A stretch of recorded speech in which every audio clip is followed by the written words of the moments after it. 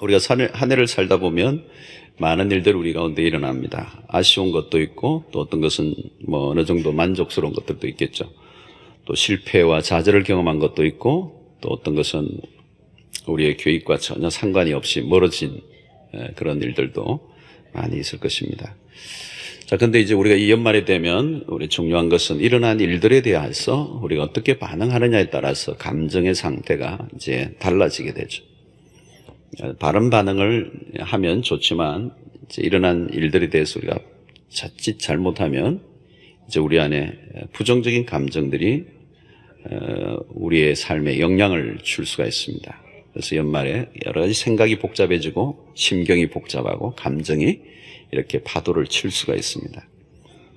이제 오늘 그런 감정들을 우리가 어떻게 다룰 것이냐, 또 그 감정을 잘못 다루면 미래에 우리의 삶에 영향을 줄 수가 있습니다. 자, 그래서 오늘 이 본문을 통해서 그런 관점에서 우리 살펴보겠는데 1절에 보면 여호와의 말씀이 환상 중에 아브라함에게 나타납니다. 1절 보시죠. 이후에 여호와의 말씀이 환상 중에 아브라함에게 임하여 이르시되 아브라함아 두려워하지 말라. 나는 너의 방패요 너의 지극히 큰 상급이니라. 자, 하나님이 왜 이 아브라함에게 지금 찾아오셔서 염려하지 말라, 두려워하지 말라 이렇게 말씀을 하시느냐. 자, 이 내용이 갑자기 뜬금없이 왜 두려워하지 말라 이렇게 하시느냐. 근데 보면 1절 앞에 뭐라고 그랬죠? 1절 시작이 이후에 이 말은 앞의 내용과 이어진다는 것이죠. 앞의 내용.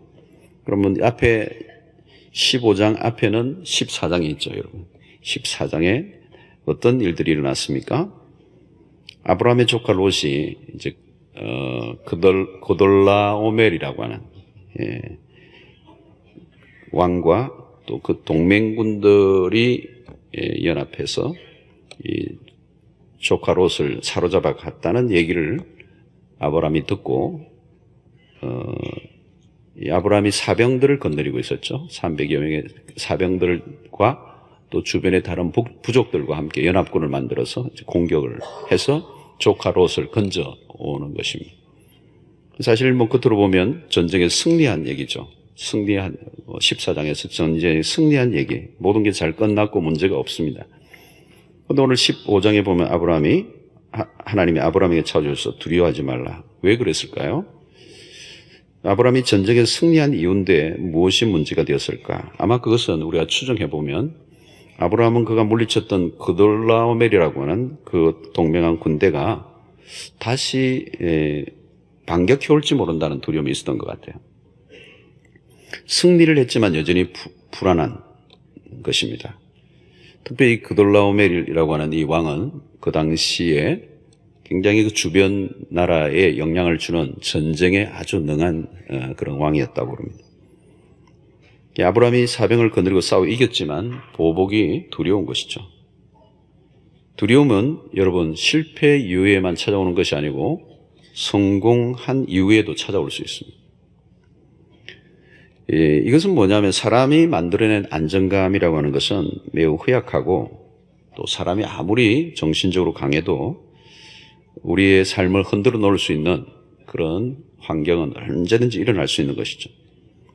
우리가 한 해를 돌아보면서도 수많은 일들이 우리 주변에 일어났습니다. 우리가 다 몰라서 그렇지 사실 다 하나하나를 정확하게 들여다보고 클로즈업을 시키면 그 사건 하나를 확대해 보면 아찔한 순간들이 수없이 많이 우리를 지나갔어요. 우리가 다 모르고 지나가서 살지 하나하나를 다 정밀하게 확대해서 들여다보면 어떤 것 하나 쉬운 게 없었고 모든 게 아슬아슬하고 아찔한 순간들이 수없이 우리 주변을 지나갔습니다.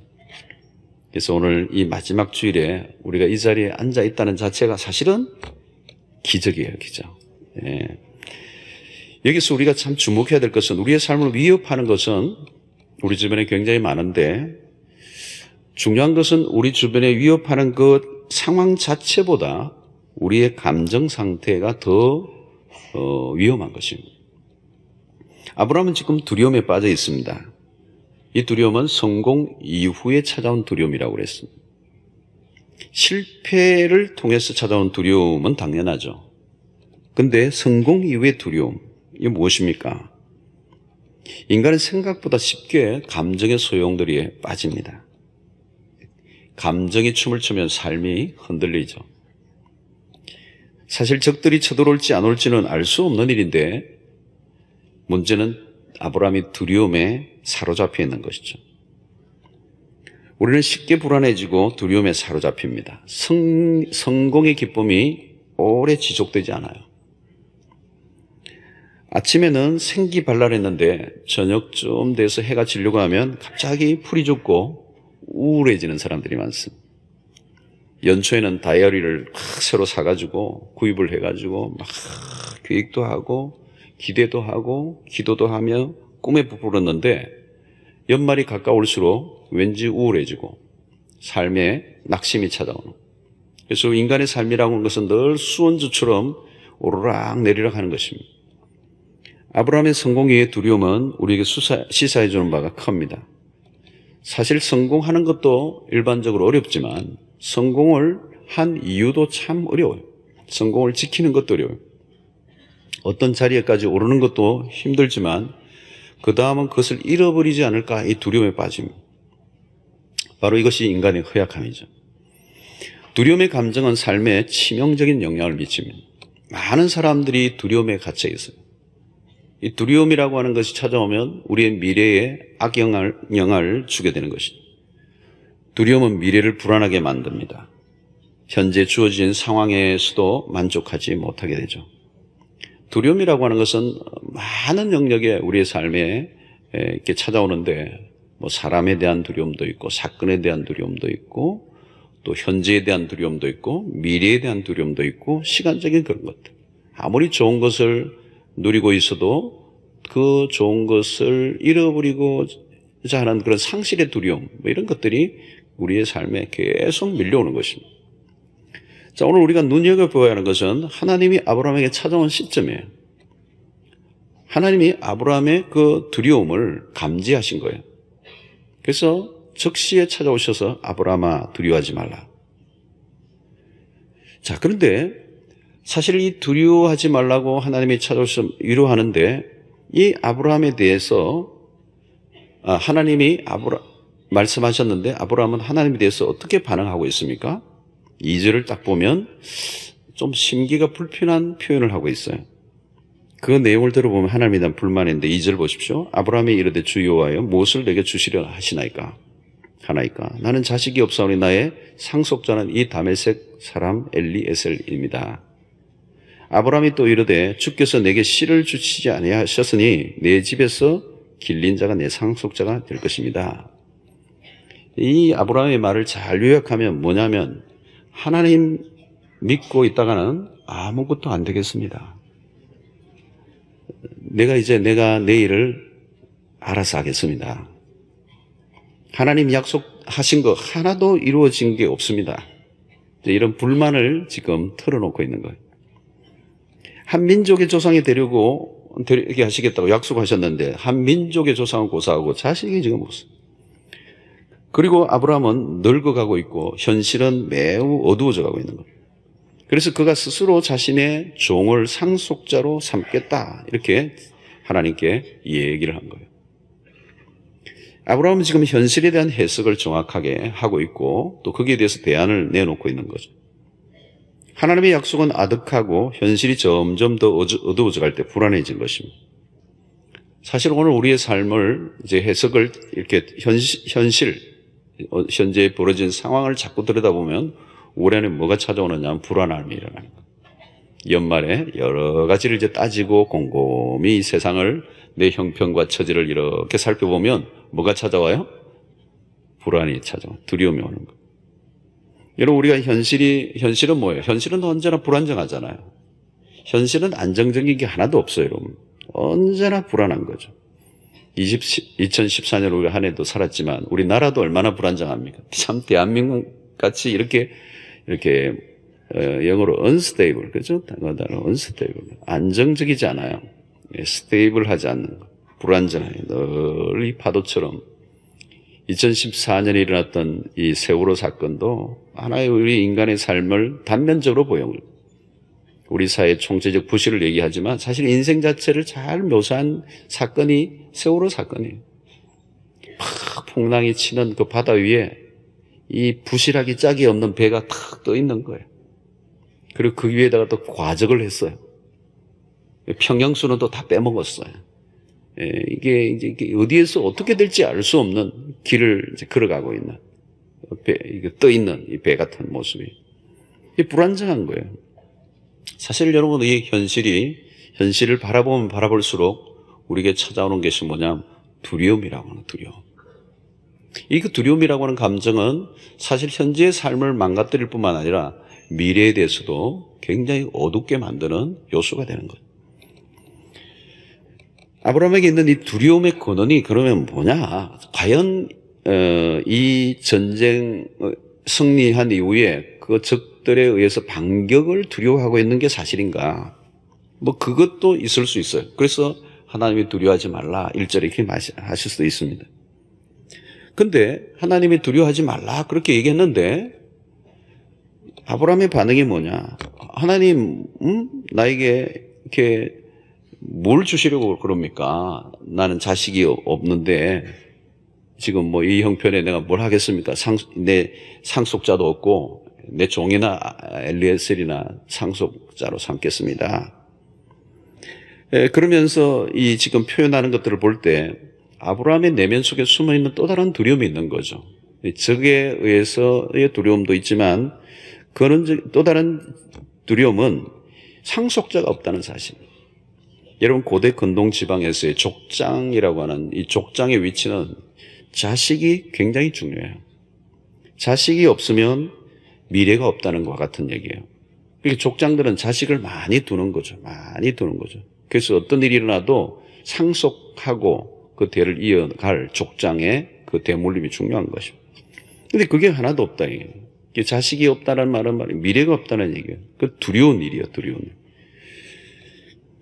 자, 그런데 아브라함은 하나님이 두려워하지 말라는 말씀이 떨어지기 무섭게 나에게 무엇을 주시려 합니까? 나에게 자식이 없습니다. 이렇게 토로를 하는 것으로 보아서 그 미래에 대한 두려움도 있는 것 같아요. 첫 번째는 과거적인 부분도 있는 거죠. 그래서 이 전쟁에 대한 반격에 대한 두려움, 그리고 미래에 대한 두려움이 함께 없어져 오는 거죠. 자, 그런데 우리는 여기에서 아브라함의 대답 속에서 우리는 아브라함이 가지고 있는 가장 더 근원적인 두려움을 주는 요소가 무엇일까? 그거를 성경을 읽는 독자로서 찾아내야 돼요. 그것은 뭐냐? 전쟁을 통해서 적군들의 반격에 대한 두려움보다도 또 미래의 자식이 자기의 대를 이어갈 사람이 없는 것에 대한 두려움보다도 이 아브라함에게 주는 가장 근원적인 두려움은 어디에서 오느냐? 하나님에 대한 신뢰 부족이에요. 아브라함은 지금 하나님의 약속을 신뢰하고 있지 않습니다. 2절, 3절의 내용을 보면. 하나님 이제 당신 약속 못 믿겠습니다. 이제 내가 알아서 내 일을 하겠습니다. 당신 약속 다 꽝입니다. 이렇게 하는 거예요. 이게 뭐냐면 하나님에 대한 약속을, 하나님에 대한 신뢰를 이제 더 이상 하지 못하겠다는 거예요. 그렇기 때문에 이제 내가 내 방식대로 대안을 만들고 문제를 풀어가겠다. 그때 뭐가 찾아왔어요? 사실 아브라함에게 더 큰 두려움이 찾아온 거예요. 신자들에게 두려움이라고 하는 것은 여러분 환경 때문이 절대 아니에요. 두려움의 원인은 하나님과의 관계에 있어요. 불신앙이에요. 우리가 현실에 파묻혀 있다 보면 종종 믿음이 이제 수면 안으로 이렇게 실종될 때가 있습니다. 그때 우리는 하나님이 믿음지 않아 보이죠. 그리고 의심이 자꾸 생기고 그러면 갑자기 우리 안에 두려움이 오는 거예요. 그래서 불안해지고 두려우면 미래가 잘 보이지 않게 되는 것입니다. 그러면 그럴수록 사람들은 자신의 방법과 묘수를 찾아내고 자기가 스스로 문제를 해결하려고 합니다. 그때 어떻게 돼요? 더 악순환이 찾아오는데 두려움이 작아지는 게 아니고 더 커진다는 거예요. 자, 이때 하나님이 어떻게 하십니까? 아브라함에게 다시 찾아오세요. 4절. 여호와의 말씀이 그에게 임하여 이르시되. 지금 하나님이 굉장히 참으시면서 아브라함과 조용히 대화를 지금 끌어가고 있어요. 이 4절에 여호와의 말씀이 그에게 다시 임하여. 그 사람이 내 상속자가 아니다. 너의 몸에서 날 자가 내 상조가 자가 되리라 하시고 5절에 어떻게 하십니까? 그를 이끌고 밖으로 나가 이러시되 가끔 하나님이 바깥으로 데리고 나가실 때가 있어요. 안에 있으니까 지금 헛소리 자꾸 하니까 전혀 다른 환경으로 데리고 나가서 밖으로 이끌어 나가셨어. 그리고 이러시되 하늘을 좀 봐라. 무뼈를 셀 수 있나 봐라. 요즘 이런 도시에 확 면이 차 있는 데서 하늘을 보라 이러면 아무것도 안 보입니다 이랬을 거예요. 그런데 그런 지금 그 시대에는 아주 투명한 맑은 하늘 아래 그 밤하늘의 별들은 무수하죠. 무뼈를 셀 수 있나 보라. 또 그에게 이르시되 내 자손이 이와 같으리라. 하나님은 다시 아브라함에게 찾아오셔서 그의 투정을 받아주시고 그를 다시 만나주시면서 불안정해 있는 그 아브라함에게 이제 말씀으로 다시 한번 확인시켜 주죠. 여기서 우리가 보는 건 뭐냐면 우리는 감정에 따라서 계속 들쑥날쑥해요. 믿음이 뭔가 오락가락 하는데 하나님에 대해서도 믿었다가 안 믿었다가 붙었다가 떨어졌다가. 그런데 하나님은 전혀 변함없이 우리는 흔들리는데 하나님에 대해서 하나님은 우리에 대해서 흔들리지 않고 계속 우리에게 다가오시는 거예요. 우리의 삶의 안정감이 무엇입니까? 우리가 만든 무엇이 아니에요. 늘 변하고 우리 주변도 흔들리고 있지만 우리의 안정감의 근거는 변함이 없는 것이어야 되는데 변함이 없는 게 없어요. 세상에. 오직 하나밖에 없어요. 하나님이. 이게 우리의 안정감의 이유입니다. 이게 우리의 감정은 늘 파도를 쳐요. 그래서 어떤 때는 정말 아침 저녁 이렇게 늘 변하죠. 예, 우리도 영적 집회, 영권 집회, 이런 막 하는데도 그 집회할 때는 업, 또 끝나고 한 며칠 지나면 다운, 업, 다운, 업, 다운. 근데 하나님은 그런 게 없어요. 언제나 변함없이 그 자리에서 우리와 함께 하시는. 그래서 저는 누가복음 15장 당자의 비유를 읽으면 늘 은혜로운 게 뭐냐면 아들들은 내 왔다 갔다 해요. 마음이 왔다 갔다 하고 둘째는 지 마음대로 가서 방황하고 가다가도 결국은 아버지께로 돌아오는데 왜 아버지께로 돌아오죠? 아버지는 언제나 그 자리에 있는 거죠.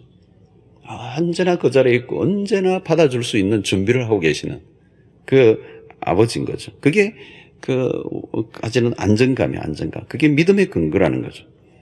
하나님이 변함이 없으시다는 것. 그게 우리의 안정감이에요. 그래서 우리의 들끓는 파도치는 그 감정과 변함없으신 그 하나님과 오늘 이 본문은 굉장히 대비를 이루면서 우리에게 말씀을 하고 있습니다. 자, 환경은 우리가 원하는 대로 돌아가지 않습니다. 아니 내가 원하는 대로 되었다고 해도 그것은 완전할 수는 없어요. 언제나. 우리의 삶은 완전하진 않아요. 우리의 환경도 내가 원하는 대로 되지 않을 뿐만 아니라 원하는 대로 되었다고 해도 그 환경 자체가 완전할 수 없습니다. 오늘 여러분 이 아브라함이 전쟁에서 승리한 이후에도 가져오는 이 불안감, 이 두려움을 보아서도 환경 자체가 우리에게 안정감을 절대로 주지 않는다는 것을 잘 단면적으로 보여주고 있습니다. 자, 마침내 이 하나님이 말씀하시는 것에 아브라함이 동의를 해요. 밖으로 이끌어 나가서 하늘을 우러러 보라. 무뼈를 셀 수 있나 보라. 너의 자손이 이와 같으리라. 예. 자, 이 하나님의 설득에 아브라함이 동의를 하고 그걸 받아들여요. 그래서 6절 말씀, 굉장히 유명한 말씀이죠, 여러분. 아브라함이 여호와를 믿으니 여호와께서 이를 그의 의로 여기셨다. 이 6절은 굉장히 유명한 구절이죠, 여러분. 줄을 쭉 꺼야 될 굉장히 지금 꼭 안 꺼셔도 됩니다. 아브라함이 여호와를 믿으니 이건 뭐죠? 지금 자신 안에 일어난 감정을 믿은 게 아니에요. 그리고 자기에게 일어나고 있는 주변에 둘러싼 환경을 믿은 게 아니에요. 늙어가고 자식이 없는 이 환경을 믿은 게 아니고 자기 안에 지금 막 파도치는 감정에 의존하지도 않고 하나님을 믿었다는 거예요. 예, 아브라함이 여호와를 믿으니 여호와께서 이를 그의 의로 여기셨다. 기쁘게 여기셨다는 거죠. 결국은 여러분 우리의 믿음이라고 하는 것은 뭐냐면 하나님에 대한 하나님의 설득에 반응하는 거예요. 아브라함은 자신의 현재의 환경이나 불안한 미래에 반응하지 않고 하나님께 믿음으로 반응하기로 한 것이죠. 이 하나님의 설득이 올바른 반응입니다. 결국 이것은 뭡니까, 여러분? 믿음이라고 하는 것은 자기 자신을 믿지 않는, 자기 자신에 대해서 불신앙을 해야 돼요. 그리고 우리가 가지고 있는 주변의 환경에서 또 자기 자신에게서 이제 우리의 시선을 믿음의 올바른 대상에게로 옮겨야 되는 거예요. 결국 하나님이 오늘 아브라함에게 찾아오셔서 첫 번째 하신 말씀, 나는 너의 방패가 된다. 너의 지극히 큰 상급이 된다. 여러분, 이 방패가 된다는 말은 뭘까요? 적군이 찾아와도, 적군이 몰려와도 내가 너의 방패가 된다. 또 이 상급이라는 말도 그렇죠. 앞부분에 보면 그 빼앗은 전리품을 멜기세덱 왕에게 다 이제 10의 1조를 하고 전리품을 내놓잖아요. 그 엄청난 그 어떤 전리품들을 이제 바쳤는데, 이 멜기세덱은 사실 그리스도를 예표하는 아주 구약의 중요한 내용이 여기에 들어 있습니다. 근데 이 다 바치고 난 이후에 찾아오는 어떤 상실감이 좀 있을 수도 있죠. 여러분, 어떤 분은 그렇잖아요. 헌금을 굉장히 많이 했어요. 할 때는 은혜가 넘쳐서 했는데 한 며칠 지나고 나니까 그거 너무 많이 했네. 상실감이 있을 수도 있어요. 할 때는 참 기쁨으로 했는데 어느 날 지나보면 어느 게 본정신인지 알 수 없죠, 여러분. 그때가 본정신인지 이게 본정신인지, 성령에 충만했을 때 그게 본정신이죠, 사실은. 했는데 며칠 지나면 또 다른 본정신이 와가지고 이게 내가 너무 많이 과하게 했네. 이제 그럴 때 지금 이 아브라함도 그 마음이에요. 많이 이제 전리품을 내어놨는데 뭐 찾아온 그게 있는가, 그 가져왔으면, 이런 마음이 있어요. 그때 지금 하나님이 하신 말씀이에요. 너의 그 잊어버려. 내가 너의 상급이야. 그거 이상으로 그것과는 비교할 수 없는 상급으로 하나님이 되어주시겠다는 거예요. 여러분, 하나님은 방패가 되신다. 참 놀라운 말이죠. 여러분, 우리가 우리의 삶에 장애물이 어떤 외적인 어떤 요소가 제거되면 두려움이 사라질 거냐? 오늘 절대 그렇지 않다는 거예요. 사실 아브라함은 사병들, 그 당시 돈이 많았던 거죠. 사병들을 훈련시키고, 이게 엄청난 거부고, 그 정도 군사를 거느리고 있다면 안정감이 있을 수 있잖아요. 그리고 전쟁에도 이길 만큼 연합군을 형성했던 리더십을 발휘하고 있고, 그래도 뭐가 와요? 두려움이 오는 거죠. 두려움은 근원적인 것입니다. 하나님이라고 하는 방패가 치워지면 두려움을 걷잡을 수 없어요. 하나님이 방패가 되시면 뚫을 수 있는 건 없죠. 그런데 인간이 스스로 두려움을 이기려고 자기가 스스로 방패를 만들면 그 방패는 구멍이 숭숭 나게 돼 있어요. 그 방패를 능히 뚫고도 남을 창들이 주변에 우리의 삶에 수없이 있다는 것. 그래서 오늘 내가 너의 방패가 된다. 우리가 만든 방패는 우리를 지킬 수가 없어요. 하나님이 방패가 되어 주셔야 된다. 이것을 가장 잘 입증해 준 인물이 다윗입니다. 다윗은 자신의 삶에 수없는 그 창살이, 당금이 막 날라왔잖아요. 사울이 얼마나 다윗을 죽이려고 했습니까? 그 아들 압살롬까지 그 아버지를 죽이려고 했어요. 그러나 하나님이 지키시죠. 그래서 다윗은 그의 시편에서 다윗은 수없는 많은 시에서 여호와는 나의 방패시요, 여호와는 나의 요새시요, 여호와는 나의 피난처시요, 여호와는 나의 산성이시요, 여호와는 나의 반석이시요. 뭐 계속 얘기하는 게 뭐냐면 하나님이 나를 보호했다는 거예요. 보호했다. 하나님이 나의 보호자인데 그는 나를 지키시는 자라. 졸지도 주무시지도 않으시는 분이시다. 그런 고백들을 하는 이유는 뭘까요? 우리의 진정한 방패는 하나님 외에 없다는 것입니다. 그것을 아브라함이 믿었다는 거예요. 이제 그걸 믿었다. 저는 안 믿어졌는데 그것을 믿었어요. 믿었더니 여호와께서 그것을 의로 여겨주시다. 여기서 그것을 아브라함이 여호와를 믿으니 여호와께서 비로소 그의 의로 여기시다. 그걸 의로 여기시다. 이제 하나님과의 관계가 바로 맺혀지게 된 그런 아주 중요한 사건이라는 거예요. 왜 성경은 오늘 기자가 아브라함의 이 믿음을 오늘 여기서 부각시키고 있느냐. 여러분, 우리는 이제 하나 자신이 어떤 감정의 상태에 있느냐, 이게 중요하지 않다는 거예요. 우리는 어떤 사건이 일어나면, 환경에 휘몰리면 우리의 감정에 휘둘리는 거예요. 우리의 감정 상태에 우리가 주목해서는 안 되고 하나님이 어떤 분인지에 대해서 주목해야 된다는 거예요. 그게 믿음이에요. 믿음. 우리는 느낌에 치우칠 때가 많아요. 감정에 너무 좌우되는 경우가 많이 있습니다. 특별히 연말에 우리가 이루어 놓은 것이 없는, 이루어진 것이 없는, 때로는 실패하고 눈에 보이는 것이 하나도 없는, 정말 모든 게 다 상실하고 잃어버린 것 같은, 실패한 것 같은 이런 환경에 빠져 있을 때 사람들이 우울해지죠. 절망해하고. 그러나 여러분, 우리가 믿는 것은 지금 내 앞에 있는 환경을 믿으면 안 되고 아브라함이 여호와를 믿으니, 믿음은 환경을 믿는 게 아니고 하나님에게 초점을 맞추는 것입니다. 하나님이 어떤 분인가, 그게 중요하다는 거예요. 그러므로 여러분, 하나님은 우리의 어떤 느낌에 따라 바뀌어지는 분이 아니에요.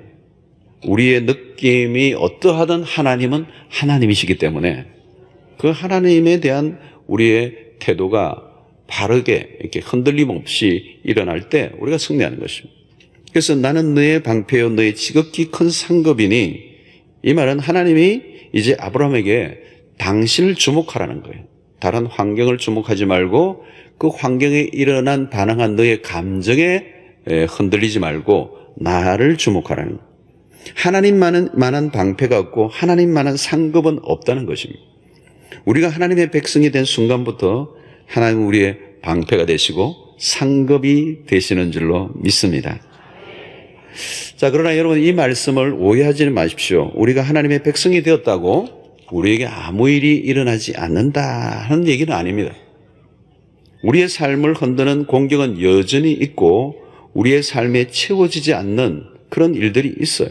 그럼에도 불구하고 하나님은 당신의 내 약속을 반드시 지키시고 우리 편에 서서 일하실 것이라고 하는 것을 우리가 믿는 것이죠.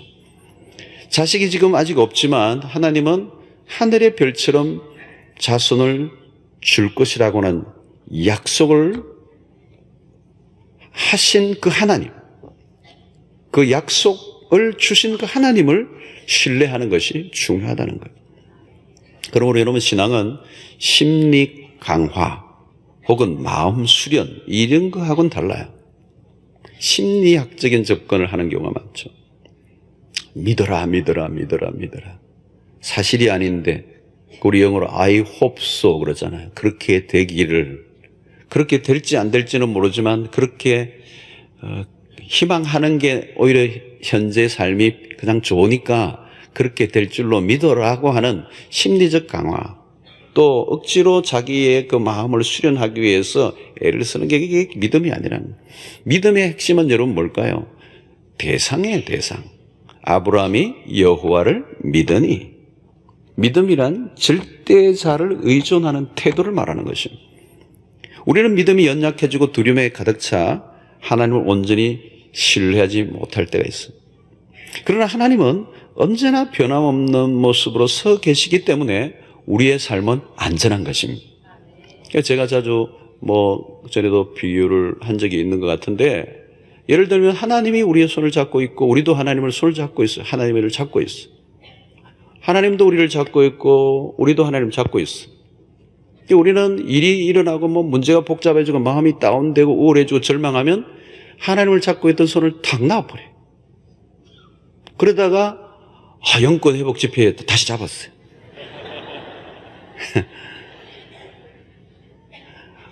그러다가 또 며칠 또 바쁘고 힘들고 어려운 일이 생기고 회사에 복잡한 일이 생기니까 또 나와버렸어요. 기분이 나쁘고 절망하고 두려움이 오니까 나와버렸어요. 한참 났어.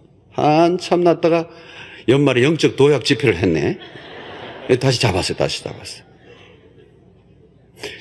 근데 계속 잡았다 놨다 하는데 우리를 잡고 있는 이 손은, 하나님의 손은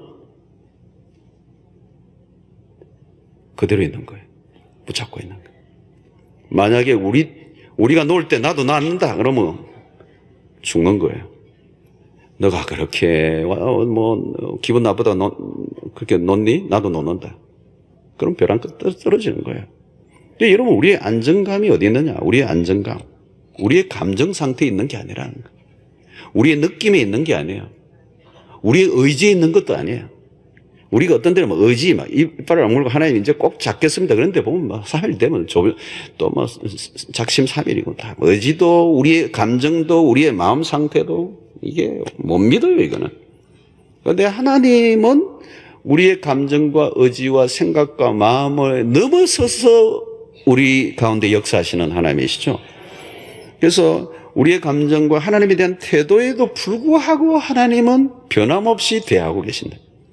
오늘 이 15장에서부터 우리가 계속 보는 게 뭐냐면, 아브라함은 하나님을 신뢰하지 못해요. 이제 내 이제 엘리에스를 내가 종 삼겠으면 하나님 무슨 약속도 안 하고 믿지도 않고 이제 내가 알아서 하겠어. 두려움에 빠지고 자기 방법과 묘수를 찾아내고, 여전히 그럼에도 불구하고 하나님은 아브라함에게 찾아오시죠. 지금 아브라함이 왜 두려움 가운데 있다는 걸 어떻게 하시고 찾아오시고 말씀하신, 그에게 다시 믿음을 확인시켜 주시고, 이게 이겁니다, 여러분. 우리의 안정감이 어디에 있느냐? 우리를 둘러싼 현재의 환경입니까? 아니에요. 우리의 안정감은 변함이 없으신 하나님이시라. 하나님 우리에 대해서 한결같고요, 진실하신 분이고요, 처음과 끝이 같으신 분이고요, 하나님께서 우리를 향한 당신의 그 뜻을 절대로 굽히지 않으시는 분이십니다. 그게 우리의 안정감이에요. 지금까지도 그랬듯이 우리에게 별일이 앞으로도 다 일어날 거예요. 우리가 생각하기에는 하나님 너무하신 거 아닙니까? 라고 하는 마음이 드는 일들이 일어날 수 있어. 그럼에도 하나님은 요동치 않고 우리의 방패가 되시고 우리의 지극히 큰 상급이 되시는 것입니다.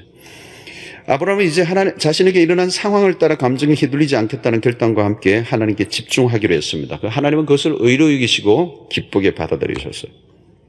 여러분, 우리의 삶이 흔들릴 때 우리가 해야 할 일은 우리가 스스로 방패나 상급을 만들려고 할 필요가 없습니다. 삶이 어려울수록 감정에 빠져들지 말고 시선을 하나님께 고정할 수 있기를 바랍니다.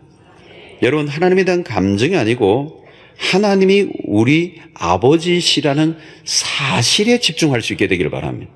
이게 굉장히 중요한 거예요. 하나님에 대한 감정이 중요한 게 아니고 하나님이 우리의 변함없는 아버지라고 하는 사실, 감정이 아니라 사실에 집중해야 돼요. 그게 믿음이에요. 아멘입니까? 이게 굉장히 중요한 겁니다. 지금 아멘 해도 잘 생각하고 아멘 하세요. 그냥 막 아멘 하면 이게 잘 생각해요. 자꾸 우리는 감정에 휘둘린다니까. 사실에 집중하세요. 그게 믿음이에요. 우리의 감정이 아니라고 해도 내가 감정이 아니라고 해서 하나님이 아니신 분이 아니에요, 여러분. 하나님이 우리의 아버지라는 사실은 내 감정 유무와 상관없이 변함없이 하나님이시란 말이죠. 이게 우리의 믿음이 그 사실에 고정해야 된다. 자, 여러분들이 지금 여기 있는 것, 그것은 무엇을 입증하고 있습니까? 하나님이 변함없이 우리 가운데 함께 계셨다는 증거예요. 앞으로도 우리의 삶은 자로 잰 듯하게 반듯하게 굴러가지는 않을 거예요. 그러나 분명한 것은 그냥 우연히 제 마음대로 내 인생이 돌아가는 게 아니고 하나님의 그 정확한 섭리와 경륜 속에서 내 삶이 움직여 가게 될 것입니다. 내가 잘나고 능력이 많아서 소망했는 게 아니고 하나님이 하나님이시기 때문에 소망했는 거예요. 우리가 아무리 무능하고 연약해도 때로는 믿음이 약하다고 해서 우리의 인생이 무너지지도 않아요. 우리 하나님이 변함없으시기 때문에. 1절로 다시 돌아가 보면 이후에 여호와의 말씀이 환상 중에 아브라함에게 임하여 이르시되, 4절 또다시 나오죠. 여호와의 말씀이 그에게 임하여 이르시되. 하나님은 아브라함의 삶이 흔들리는 순간 놓치지 않고 찾아오셨어요. 놓치지 않고. 두려움에 빠져 있을 때 즉각적으로 찾아오셔서 두려워하지 말라 그랬어요. 여러분, 이걸 우리가 보면서 우리가 뭘 느끼느냐면, 사실은 자세히 들여다보면 우리의 삶이 흔들릴 때마다 찾아오신 분이 아니고 하나님은 언제나 함께 계셨던 분이에요. 문제는 우리의 감정 자체가 흔들렸던 것뿐이에요. 우리의 감정이 흔들려서 하나님이 안 계시고 찾아오시지 않은 것 같았던 거지, 하나님은 내가 문제가 있을 때만 찾아오시는 분이 아니고 anytime, 24 hours, 7 days, always. 강조하려고 영어 단어를. 언제나 계신 분이에요. 뭐 그냥 평소에는 팔짱을 끼고 계시다가 갑자기 깜짝 등장하고 놀랬지 뭐 이런 분이 하나님 아니었어요. 늘 함께 계시는 하나님. 그게 임마누엘이잖아요. 그러므로 여러분, 뭐 연말에 응답을 하셨니, 뭐 하나님이 안 하셨니, 그런 거 가지고 감정이 막 솟구치고 하나님 평가하고 막 자기 마음대로 그냥 하나님을 막 이렇게 평가하고 저렇게 평가하고, 하나님 뭐 개그도 있다, 하나님 50점 뭐 이런 것처럼 그러지 하지 말라는 거죠. 현재 일이 안 되고 잘 되고 하는 것으로 불안해하거나 하나님 판단하지 말라는 거예요. 하나님은 언제나 우리와 함께 하시고 그는 언제나 우리의 방패가 되시고, 여러분, 하나님 우리의 방패가 되신다 이 말은 하나님이 가뭄에 콩 나듯이 한 번씩 경험하게 하시는 그런 하나님이 아니라, 하나님이 우리의 방패가 되신다는 말은 우리의 삶 주변에 병풍을 치고 계시고 우리가 그 하나님의 그 울타리를 벗어날 수 없도록 하나님이 보호하고 계신다는 거거든요. 하나님은 지금도 당신의 백성들 곁에서 변함없이 함께 하시는 분이십니다. 우리는 변함없으시고 신실하신 하나님을 믿는 자세를 흩뜨리지 않고 유지해야 돼요. 물론 하나님에 대한 믿음이 연약하고 흔들린다 할지라도 하나님 우리 곁에 서주시고 우리를 이끌어 주시겠지만, 우리의 믿음을 유지하게만 한다면 그만큼 다른 사람들 훨씬 더 안정감 있고 평안하고 견고하고, 그리고 하나님의 백성으로서의 품위를 유지하며 살아갈 수 있는 은혜를 입는 거죠. 우리가 송년주의를 보내면서 올해보다 내년이 여러분들의 삶이 더 나아지게 되기를 축원합니다. 그러나 우리가 기대하는 대로 돌아가지 않을 수도 있어요. 더 나아질 수도 있고 때로는 더 못해질 수도 있어요. 내년이, 2015년이. 왜요? 우리의 삶은 불가피하게 파도가 치는 거죠. 내년에 어떤 상황이 여러분들에게 펼쳐질지 제가 예언을 할 수가 없어요. 중요한 것은 내년이 되어봐야 알아요. 아무도 몰라요, 어떤 일이 일어날지. 왜? 미래는 우리의 수중에 있는 게 아니기 때문에. 미래에 대해서는 우리가 알 수가 있는 게 없어요. 그러나 우리가 할 게 하나 있어요. 그게 뭐냐? 믿음. 하나님에 대한 신뢰를 강화하는 거예요. 강화하는 거. 환경은 변할 거예요. 환경은 별일이 다 일어날 거예요. 좋은 일, 안 좋은 일이 수없이 파도치며 올 거예요. 절대 우리의 생각하는 대로 돌아가지는 않을 거예요. 그러나 분명한 것은 우리가 믿음을 준비하면 어떤 환경이 와도 상관없어요. 상관없다고요.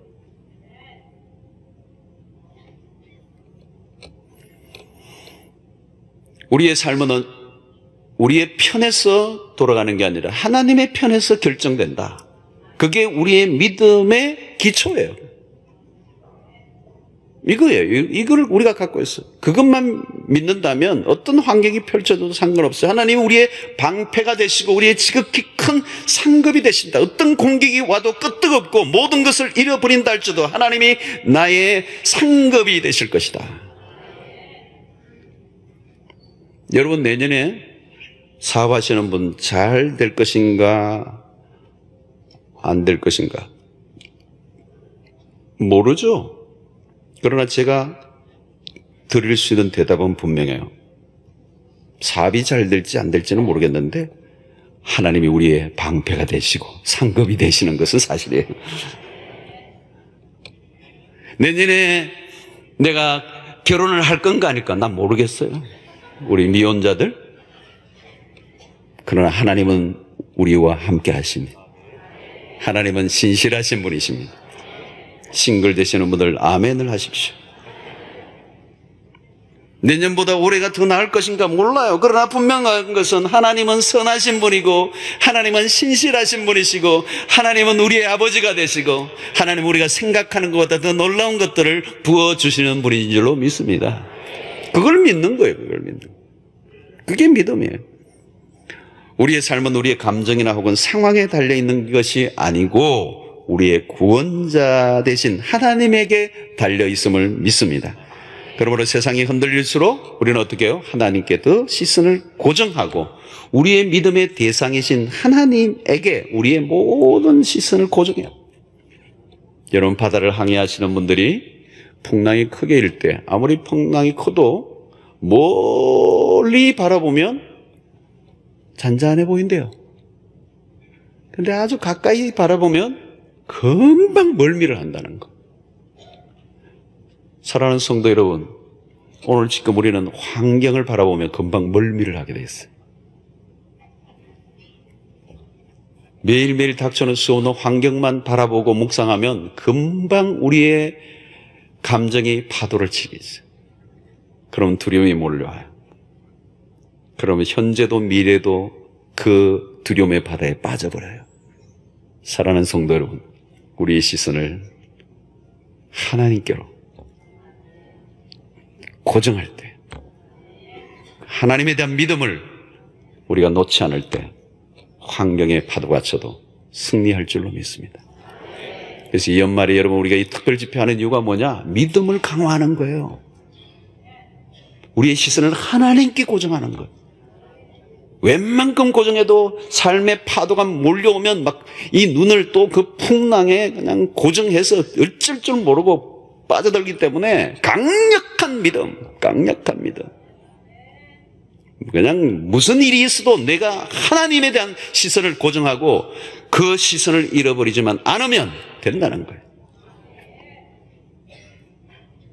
물론 여러분 우리의 삶에 믿음이 연약해서 흔들려도 하나님이 우리의 삶을 주관하고 계시기 때문에 궁극적으로 승리가 와요. 그렇지만 우리의 믿음으로 그 하나님을 바라보며 두려워하지 않고 현실을 살아갈 때 우리는 훨씬 더 탁월하고 훨씬 더 멋지고 훨씬 더 담대하고 기가 막힌 승리의 삶을 살게 될 줄로 믿습니다. 오늘 우리의 삶은 하나님의 손에 달려 있습니다. 우리의 미래도 하나님의 손에 달려 있습니다. 그분은 신실하신 분이십니다. 그분은 변함이 없으신 분입니다. 우리의 감정과 상관없이 하나님은 변함없이 우리와 함께 하시는 하나님이세요. 그러므로 여러분 우리도 변함없이 우리 하나님에게 시선을 맞추시고 오늘 일어난 사건에 반응하지 마시고 두려움의 감정에 빠져들지 마시고 우리의 시선을 오직 하나님께 두고 하나님과 함께 승리하시는 여러분들 되시기를 주의 이름으로 축원합니다.